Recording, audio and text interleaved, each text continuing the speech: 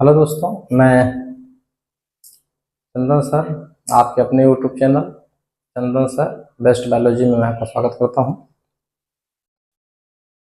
जैसा कि पिछली क्लास में आपने पढ़ा है मेंडल का जीवन परिचय, और मैंने आपसे बताया था कि ये जो है आनुवंशिकता के बारे में सबसे ज़्यादा विख्यात हैं और आनुवंशिकता का पिता भी इनको कहा जाता है। आज उन चीज़ों को मैं कवर करूँगा कि आनुवंशिकी क्या होता है, आनुवंशिकता क्या होता है, वंशागत क्या होता है। ठीक है, देखते हैं भाई। आज का टॉपिक है आनुवंशिकी। आनुवांशिकी, इसी को जेनेटिक्स कहा जाता है भाई। इसी को जेनेटिक्स कहा जाता है। जेनेटिक्स होता क्या है? हम लोग इसको बायोलॉजी के अंतर्गत पढ़ते हैं, और ये बायोलॉजी की एक ठो शाखा है जिसमें जो है जीवधारी के जो पेरेंट के कैरेक्टर हैं उसके बच्चों में कैसे जाते हैं, इसका अध्ययन करते हैं। उसके संतान के कैरेक्टर, उसके समानता अपने पेरेंट्स के साथ किस तरह समानता है, किस प्रकार से असमानताएं प्रदर्शित करते हैं, इन सब का अध्ययन करते हैं। तो ज़्यादा टाइम न लेते हुए मैं आपका स्टार्ट करता हूँ। ये होता क्या है, ध्यान सुनिएगा। जीव विज्ञान की वह शाखा, परिभाषा है, ध्यान सुनिएगा, पहले लिखेंगे फिर बाद में। जीव विज्ञान की वह शाखा जिसके अंतर्गत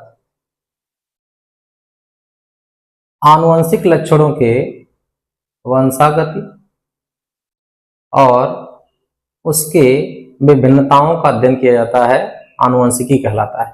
ठीक है, देखते हैं भाई।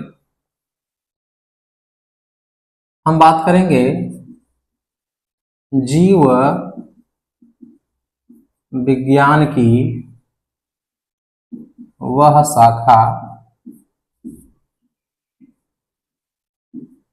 जिसके अंतर्गत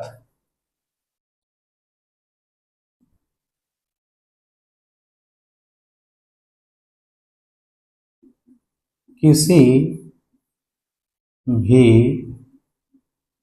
जीव के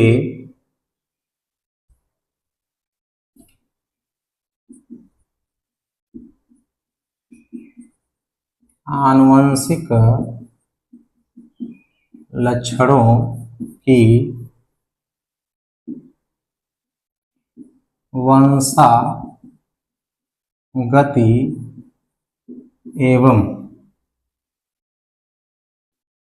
उनमें विभिन्नताओं का अध्ययन किया जाता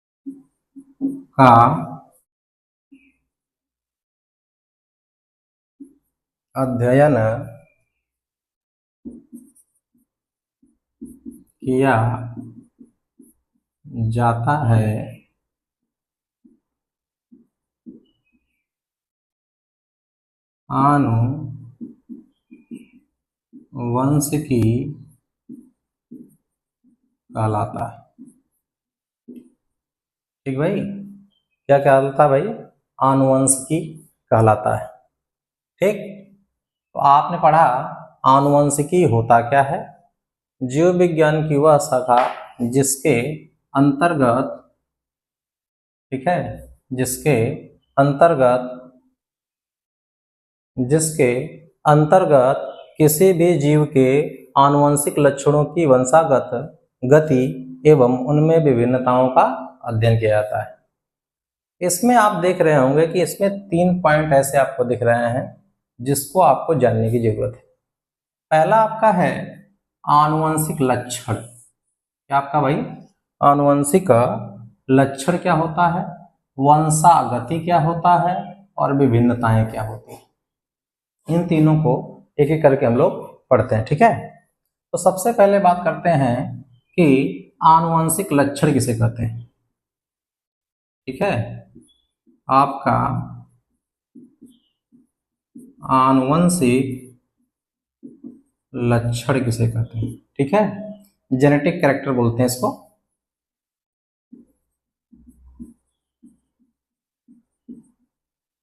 ये क्या होता है? तो इसमें अगर मैं बात करूं तो आप का कहलाता है, ध्यान सुनिएगा, वे लक्षण जो हमारे पेरेंट्स से हमारे शरीर में आते हैं उन्हीं लक्षणों को क्या कहते हैं? आनुवंशिक लक्षण कहते हैं। ठीक है, तो लिखते हैं वे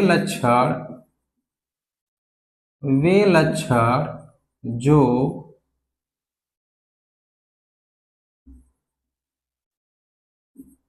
जनकों, जनक मतलब पेरेंट, जनकों से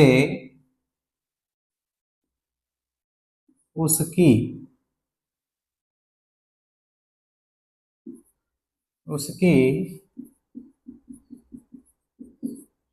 संतानों में पीढ़ी दर पीढ़ी जाते रहते हैं, वंशागत होते हैं, वंशागत होते रहते हैं, आनुवंशिक लक्षण कहलाते हैं भाई। ठीक है, तो आपको समझ में आया आनुवंशिक लक्षण किसे कहते हैं? ठीक है, अब आपका आता है वंशागति क्या होता है? वंशागति क्या होता है? ध्यान सुन लीजिए, इसी में इसको मैं कवर कर दे रहा हूं। बल्कि वे लक्षण, लेकिन यहाँ पे आपका आनुवंशिक लक्षण हो जाएगा बस इसमें। वे आनुवंशिक लक्षण जो जनकों से उसकी संतानों में पीढ़ी दर पीढ़ी जाते रहते हैं, या प्रक्रिया क्या कहलाती है? वंशागति कहलाती है। लिख देते हैं, आपका हो जाता है वंशागति। इसको इंग्लिश में हेरिडिटी कहते हैं। क्या बोलते हैं इसको? हेरिडिटी बोलते हैं। वे आनुवंशिक लक्षण जो जनकों से उसके संतानों में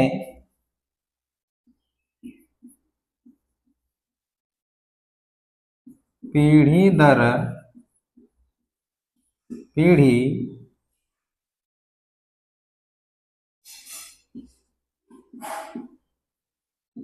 पहुंचते रहते हैं,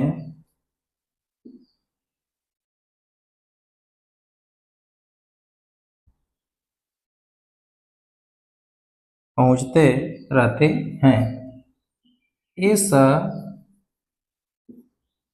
इस प्रक्रिया को वंशागति कहते हैं। ये भी आपका कंप्लीट हुआ। एक चीज और बचता है, विभिन्नताएं।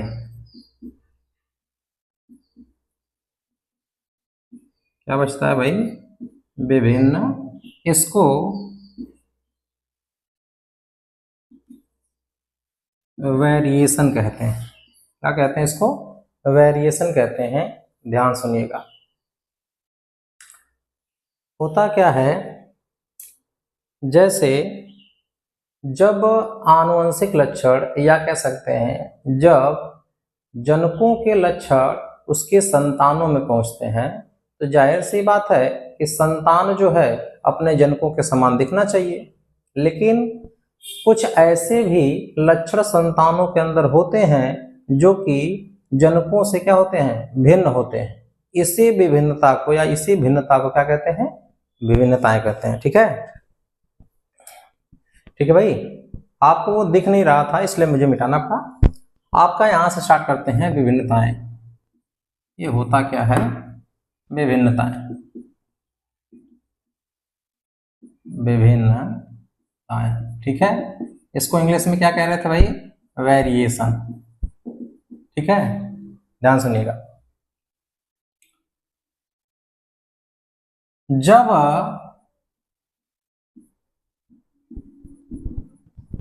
आनुवंशिक लक्षण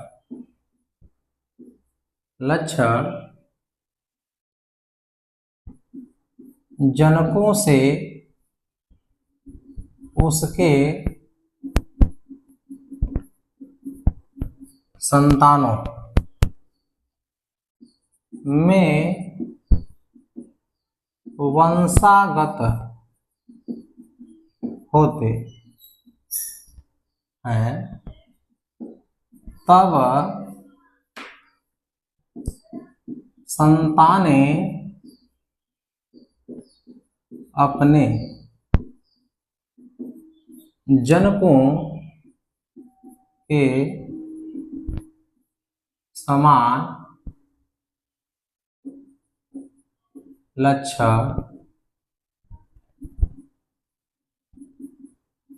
प्रदर्शित करते हैं, परंतु संतानों में कुछ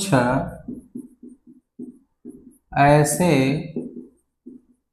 लक्षण होते हैं जो उनके जनकों से बिल्कुल भिन्न होते हैं। ठीक है, इसी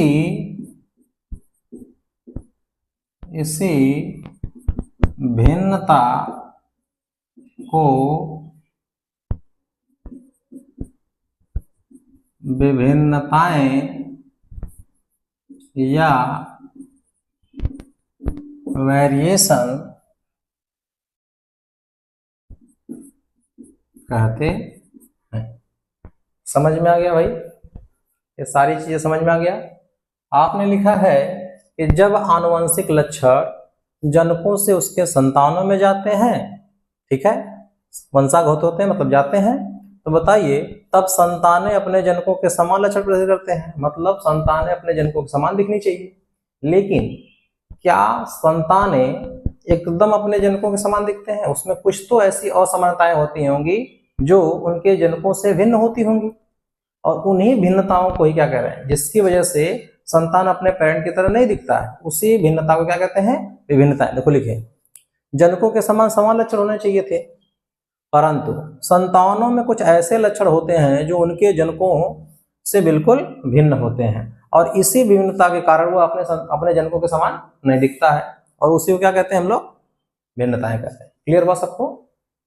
ठीक। अगला टॉपिक आपका है कि मेंडल ने अपने प्रयोग में, ठीक है, मेंडल ने एक टॉपिक शायद हमको लग रहा है छूटा है आपका, कि आनुवंशिकता का जनक किसे कहा जाता है, तो सीधा है मेंडल भाई। अभी मैं कवर करा दूंगा। ठीक, तो आपका आता है कि मेंडल ने, आपको पहले मैंने बता चुका है कि मेंडल ने अपने किस पौधे पर प्रयोग किया था, तो मटर के पौधे पर प्रयोग किया था। ठीक है, और उन्होंने मटर के पौधे को ही क्यों चुना, एक क्वेश्चन ये बनता है मोस्ट इंपॉर्टेंट। दूसरा क्वेश्चन बनता है कि मेंडल ने अपने प्रयोग में मटर के पौधे का ही चुनाव क्यों किया, ये भी क्वेश्चन आपका बनता है। ठीक, लेकिन उससे पहले हम लोग थोड़ा बात कर लेते हैं कि मटर के पौधे में एक्चुअली मेंडल ने मटर के पौधे में 7 लक्षणों को, ठीक है, 7 लक्षणों को लेकर के अपना प्रयोग किया था। ठीक है, वो लक्षण कौन कौन से थे, क्या थे, कैसे थे, वो सारी बातें क्लियर करते हैं। ठीक है, देखते हैं, ध्यान सुनिएगा।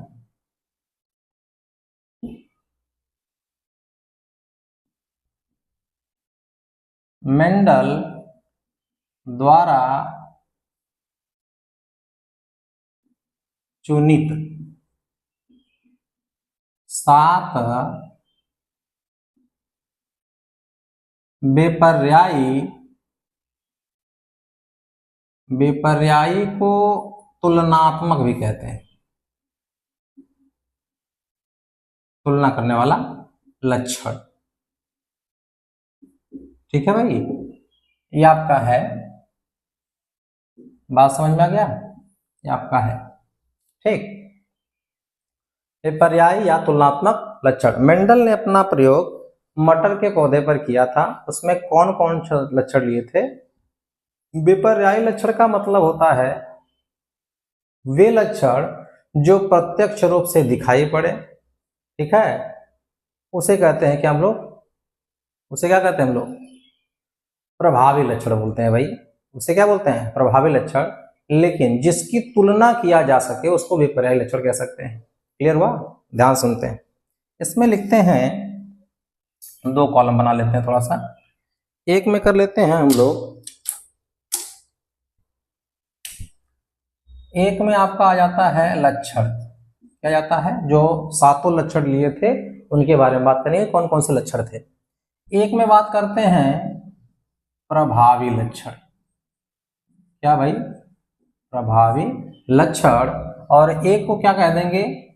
अप्रभावी लक्षण, अप्रभावी लक्षण कह देंगे। बात समझ में आता है? लक्षण को हम लोग क्या कहते हैं? कैरेक्टर बोलते हैं, ठीक है, कैरेक्टर। प्रभावी को बोलते हैं डोमिनेंट, डोमिनेंट कैरेक्टर हो जाएगा।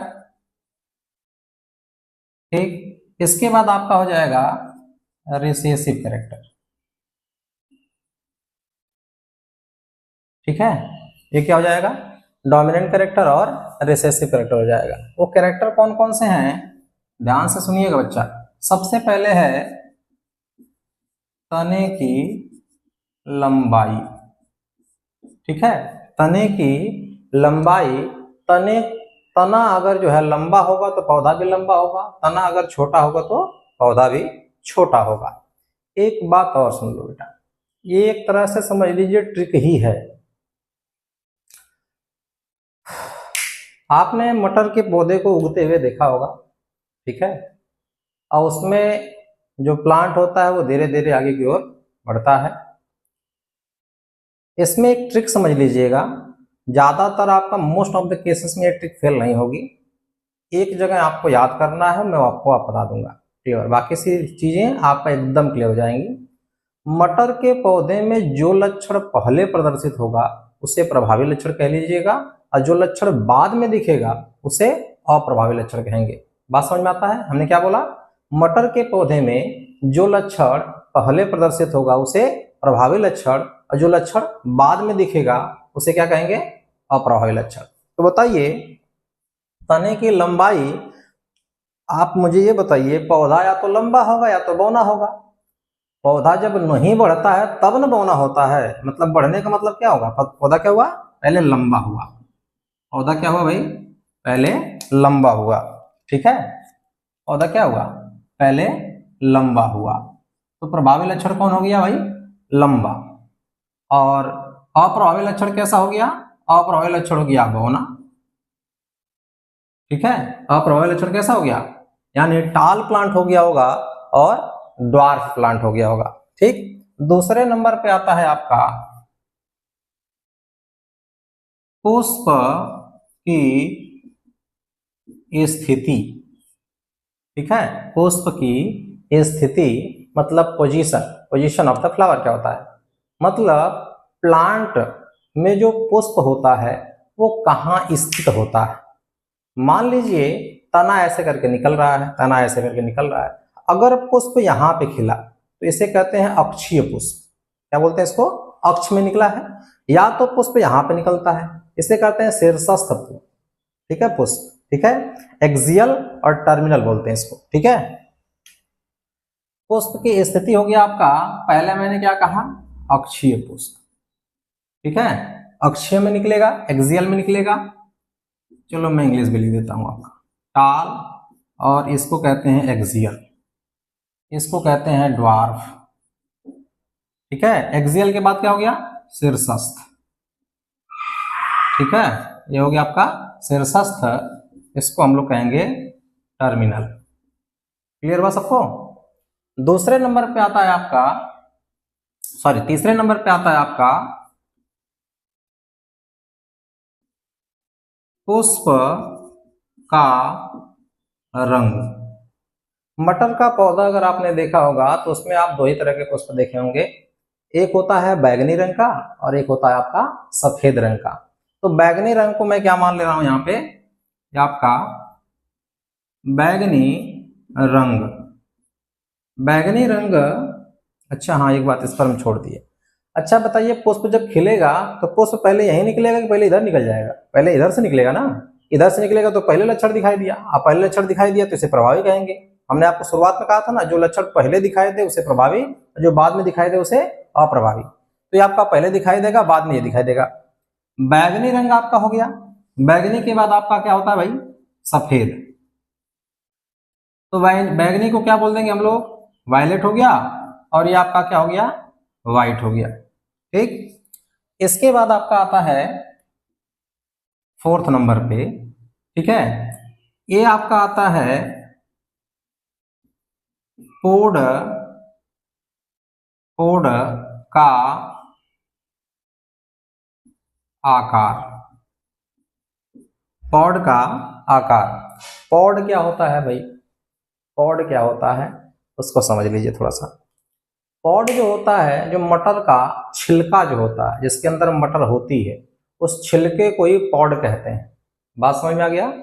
मटर के छिलकों के क्या कहते हैं? पॉड कहते हैं। और उसी का मैं पूछ रहा हूं, दो दो बार लिख दिया गया इसमें। पॉड का आकार पूछे है ना, पॉड का आकार। आपने देखा होगा कि जब मटर के दाने पॉड के अंदर लग जाते हैं, ठीक है, तो पूरा का पूरा फूल जाता है। तो मैं यहाँ पे लिख दे रहा हूं फूला हुआ, फूला हुआ। ठीक है, इसके बाद जब मटर पक जाती है तो आप देखें तो उसकी जो सतह होती है वो खुरदरी हो जाती है। मैं उसको लिख दे रहा हूं संकीर्ण। ठीक है, क्या लिख दे रहा हूं भाई? संकीर्ण। ठीक है, इसको इनफ्लेटेड बोल दे रहे हैं, इनफ्लेटेड। और इसको बोल दे रहा हूं कॉन्स्ट्रिक्टेड, कॉन्स्ट्रिक्टेड। समझ में आ गया? इसके बाद आकार हो गया। शुरुआत में फिर बात करते हैं। फिर आपका सेकंड नंबर पे आता है पॉड का रंग। आप मुझे बताइए, जो मटर का छिलका होता है वो शुरुआत में कैसा होता है? हमको लगता है कि वो हरे रंग का होता है। कैसा होता है भाई? हरे रंग का होता है। बाद में कैसा हो जाता है? वो हल्का पीला हो जाता है। कैसा हो जाता है भाई? पीला हो जाता है। तो मैं उसको पीला ही लिख दे रहा हूं। क्लियर? अब आता है छठे नंबर पे आता है बीज का आकार। बीज का क्या होता है भाई? आकार। ठीक है, शुरुआत में हमने कहा ना कि मटर जब बनती है तो पूरा का पूरा गोल होती है। ठीक है, क्या होता है? गोल होता है। अच्छा, ये आपका ग्रीन हो गया, ये आपका येलो हो गया। ठीक है, गोल को आप क्या कह सकते हैं? राउंड कह सकते हैं। और गोल के बाद जब मटर पक जाती है तो उसको याद कर लीजिए कि वो पिचकी हुई हो जाती है, पिचकी हो जाती है, उसे कहते हैं झुर्रीदार। उसको क्या कहते हैं? झुर्रीदार कहते हैं। इसको रिंकल्ड बोलते हैं। ठीक है, रिंकल्ड बोलते हैं भाई। ठीक है, लास्ट आपका बचता है सातवां नंबर पे, आपका आता है बीज का रंग। बीज का जो रंग है वो शुरुआत में तो हरा होता है, बाद में पीला हो जाता है, लेकिन हम लोग इसको उल्टा याद करेंगे। पीला फिर कैसा होता है? हरा होता है। ठीक है, पहले कैसा होता है? येलो होता है, फिर बाद में कैसा हो जाता है? तो ग्रीन हो जाता है। ये आपके जो 7 कैरेक्टर हैं ये प्रभावी है और अप्रभावी लक्षण हैं। हमने आपसे कहा था, अच्छा आप देख रहे होंगे कि केवल इसी को मैं उल्टा करके बताया हूं बस, क्योंकि शुरुआत में यही जो है, ठीक है, यही वाला जो है हमारे उस नियम को फॉलो नहीं करता है जो मैंने शुरुआत में आपको बताया कि मटर का जो पौधा होता है उसमें जो पहला आपका है, ठीक है, पहला यानी जो पहले लक्षण प्रदर्शित होता है उसे प्रभावी लक्षण, जो बाद में होता है उसे अप्रभावी लक्षण कहते हैं। बात समझ में आ गया? तो आप देख रहे हैं 7 लक्षण, तने की लंबाई, पुष्प की स्थिति, पुष्प का रंग, पौध का आकार, पौध का रंग, बीज का आकार, बीज का रंग। क्लियर हुआ?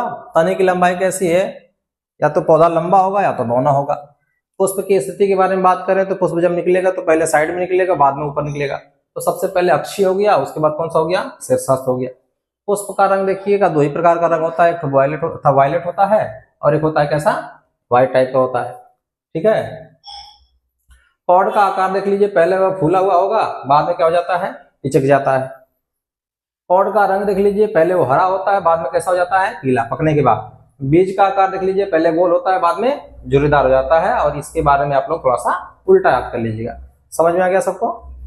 यहाँ पे कुछ चीजें आपको तो ये दिख रहा है कितना, आपको ये दिख रहा होगा करीब करीब 7 लक्षण, लेकिन मुझे दिख रहा है केवल 4 लक्षण, ठीक है। दिखाते हैं कैसे। आप यहाँ पे देखिए, ये वाला चीज देख रहे हैं आप, ठीक है, एक ये वाला हो गया आपका, एक हो गया ये तने की लंबाई, एक हो गया।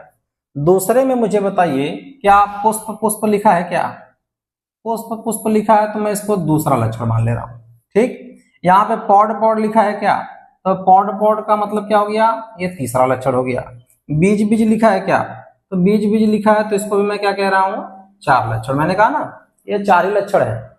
आपको बोलना क्या है, तना, ठीक है, बोलना क्या है भाई, तना बोलना है। उसके बाद क्या बोलना है, बोलिए, पुष्प बोलना है, पौध बोलना है, बीज बोलना है। क्लियर हुआ सबको? आपका हो गया। तो यहाँ पे देखिएगा, हमको पुष्प के बारे में 2 बातें करनी है। पुष्प के बारे में 2 बातें करनी है, मतलब पुष्प की स्थिति और पुष्प का रंग, ठीक है। उसके बाद पौध के बारे में बात करना है, पौध का आकार और रंग, और बीज के बारे में बात करना है, तो आकार और रंग। क्लियर हुआ सबको? क्लियर भाई?